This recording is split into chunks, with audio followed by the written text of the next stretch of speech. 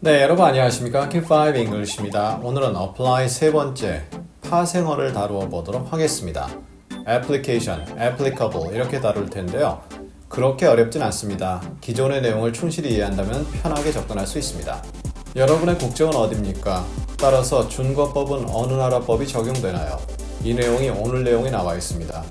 자세히 오늘 내용 확인해 보시면 확인하실 수 있는데요. 애청, 구독, 좋아요, 알림 설정 꼭 눌러주시면 감사드리겠습니다.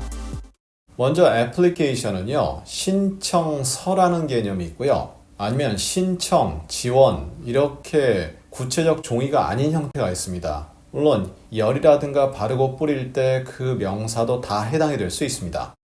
Please fill out this application.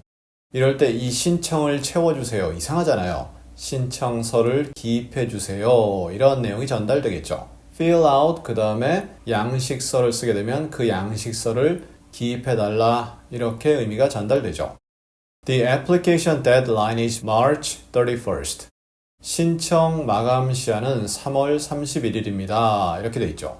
이럴 때 신청서 마감일은 이렇게 해도 알아들을 수는 있겠죠. 하지만 신청 마감 날짜는 이렇게 하면 좋겠죠. The application of heat has a psychological effect.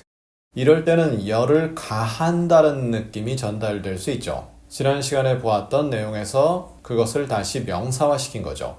열을 가하는 것은 심리적 영향을 끼친다. 이렇게 되어 있죠. psychological 그리고 mental. 저희 과거 강의에서 이미 다룬 바 있는데요. 링크 통해 확인 부탁드리고요. 심리적 영향을 끼친다. 앞뒤 내용이 없기 때문에 어떠한 내용인지 알 수 없습니다. 하지만 그냥 심리적 영향을 끼친다. 이 정도로 이해하시면 되겠고요.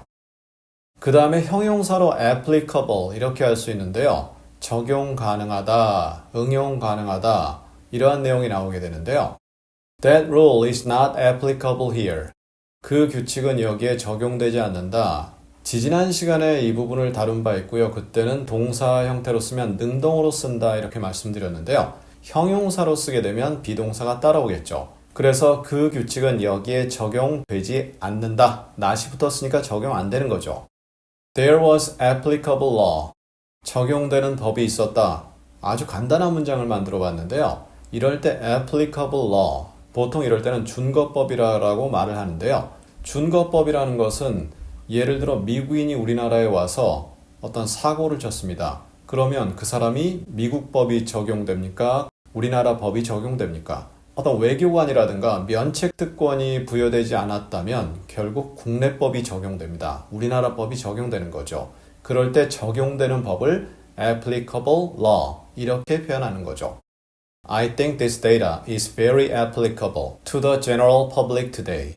내 생각에는 이 데이터가 아주 적용이 가능하다 이거죠. 일반 사람들에게 오늘날 어떠한 내용인지 역시 앞뒤가 없기 때문에 모르겠지만 데이터가 있는데 그 데이터가 현재 사는 사람들에게 굉장히 잘 적용된다라는 그러한 의미가 되죠. 그리고 be applicable to 이렇게 to를 쓴 부분도 확인해 보시고요. 결국은 apply에서 적용되는 모든 전치사가 applicable에도 그대로 적용되는 거죠.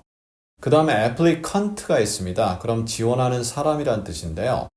Employers want to hire the most qualified applicants.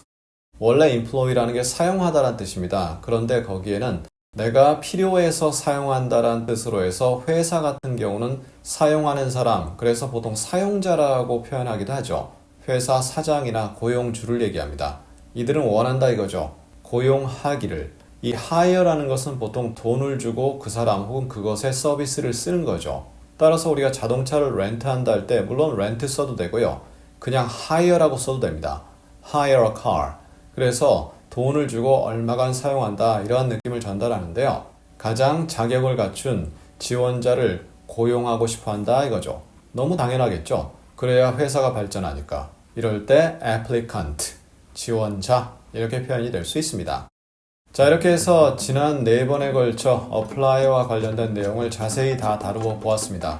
그만큼 활용 가치가 높기 때문에 다루어 보았고요. 꼭 여러분의 어휘에 탄탄하게 자리 잡는 apply가 되었으면 좋겠습니다.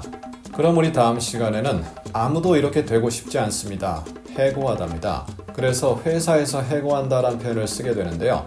fire, 그리고 lay off, 어떤 차이가 있을까요? 자세한 차이 다음 시간에 나누어 보도록 하겠습니다. 감사합니다.